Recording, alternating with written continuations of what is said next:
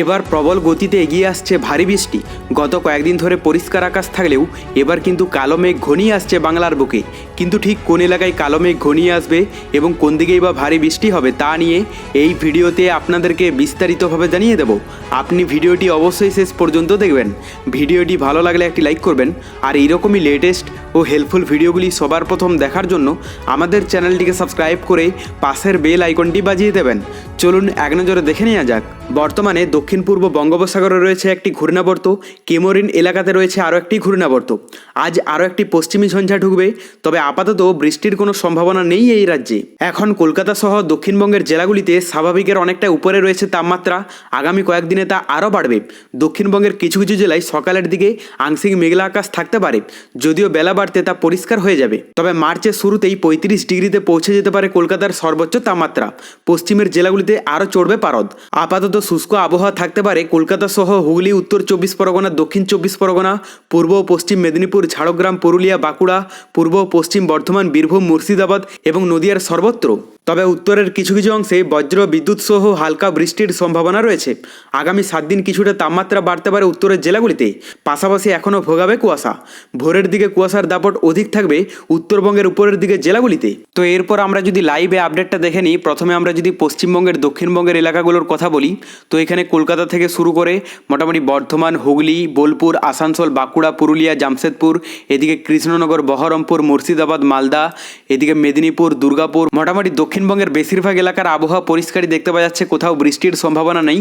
তবে এখানে চাকুলিয়া, খড়গপুর, কোলাঘাট, জল্লেশ্বর, বালাসোর, হলদিয়া, গঙ্গাসাগর, মোটামুটি এই সমস্ত সমুদ্র উপকূলবর্তী এলাকা এবং ভিতরের এলাকার মধ্যে কিছু এলাকা আছে যেগুলোতে হালকা মেঘের স্পট পড়তে দেখতে পাওয়া যাচ্ছে, এবং কিছুটা হারে হালকা দু এক পশলা বৃষ্টিও কিন্তু হতে পারে। তবে সম্ভাবনা অনেকটা অংশেই কম।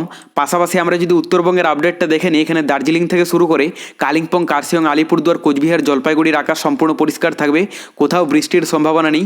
আর বাংলাদেশের মধ্যে সমুদ্র উপকূলবর্তী এলাকাগুলোতে হালকা মেঘের স্পট পড়তে পারে। এখানে বরগুনা আছে, পটুয়াখালী আছে, এই সমস্ত কিছু এলাকা আছে যেগুলোতে হালকা মেঘের স্পট পড়তে পারে। আর এদিকে কক্সবাজার, কুতুবদিয়া হালকা মেঘলা আকাশ থাকবে। বাদবাকি বেশিরভাগ এলাকার আবহাওয়া পরিষ্কারই দেখতে পাওয়া যাচ্ছে, কোথাও বৃষ্টির সম্ভাবনা নেই। দুপুরের দিকটা আমরা যদি দেখে নিই, দুপুরের দিকের মধ্যে খুব একটা চেঞ্জেস দেখতে পাওয়া যাচ্ছে না। মোটামুটি কলকাতা, খড়গপুর, দুর্গাপুর, ধানবাদ এগুলোতে হালকা মেঘের স্পট থাকবে। বাদবাকি বেশিরভাগ এলাকার আবহাওয়া পরিষ্কার থাকবে। আর উত্তরবঙ্গের মধ্যে দার্জিলিংয়ে কিছুটা হালকা মেঘলা আকাশ থাকতে পারে। তবে জলপাইগুড়ি, আলিপুরদুয়ার, কোচবিহারের আকাশ সম্পূর্ণ পরিষ্কার থাকবে। বাংলাদেশের মধ্যে সমুদ্র উপকূলবর্তী এলাকা এবং ভিতরের এলাকার মধ্যে সমস্ত এলাকার আবহাওয়া সম্পূর্ণ পরিষ্কারই দেখতে পাওয়া যাচ্ছে।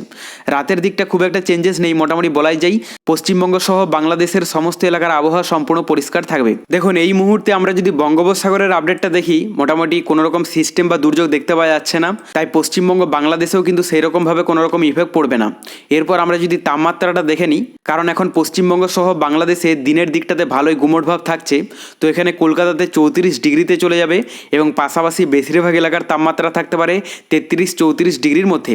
আর উত্তরবঙ্গের মধ্যে দার্জিলিংয়ে যদি আমরা বলি, তো দার্জিলিংয়ে মোটামুটি 23 ডিগ্রি থাকবে। পাশাপাশি এখানে কালিম্পং, কার্শিয়ংয়ে 25 ডিগ্রি দেখতে পাওয়া যাচ্ছে। আর এদিকে জলপাইগুড়ি, আলিপুরদুয়ার, কোচবিহারের তাপমাত্রা থাকতে পারে 31 থেকে 33 ডিগ্রির মধ্যে।